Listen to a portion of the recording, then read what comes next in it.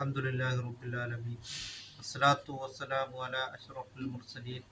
വഅലാ ആലിഹി വസഹ്ബിഹി വസല്ലം. സയ്യിദുനാ മുഹമ്മദ് റസൂലുള്ളാഹി സ്വല്ലല്ലാഹു അലൈഹി വസല്ലം തങ്ങളുടെ ജന്മം കൊണ്ട് അനുഗ്രഹീതമായ പുണ്യ റബീഉൽ അവ്വൽ മാസത്തിലാണ് നാം നിലനിൽക്കുന്നത്.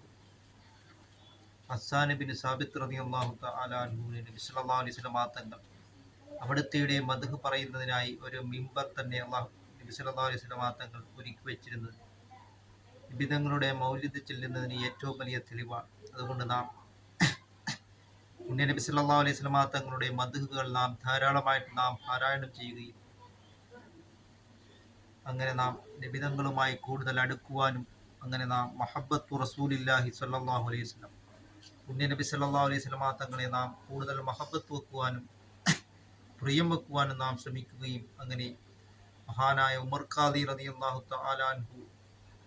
നബി സല്ലല്ലാഹു അലൈഹി വസല്ലം തങ്ങളുടെ മദ്ഹ് കാവ്യം റൗള ഷരീഫിൽ പോയി നിന്ന് പാടിക്കൊണ്ട്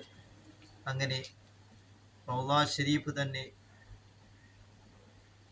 തുറന്നു വന്നതായ അത്ഭുത ഖറാമത്ത് കാണിച്ച വ്യക്തിത്വത്തിന്റെ ഉടമയാണെന്ന് നാം മനസ്സിലാക്കിക്കൊണ്ട്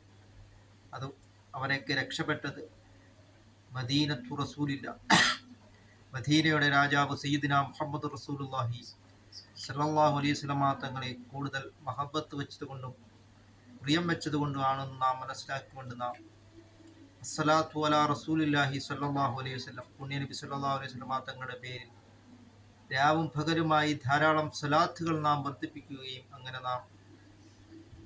സലാത്തുകൾ ധാരാളമായി അധികരിപ്പിച്ചുകൊണ്ട് ഇലാ ഹദറത്തിൻ നബി സല്ലല്ലാഹു അലൈഹി വസല്ലം നിബിതങ്ങളിലേക്ക് നാം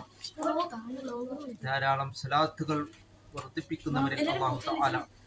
നമ്മളെ ഉൾപ്പെടുത്തുകയും ചെയ്യുമാറാകട്ടെ.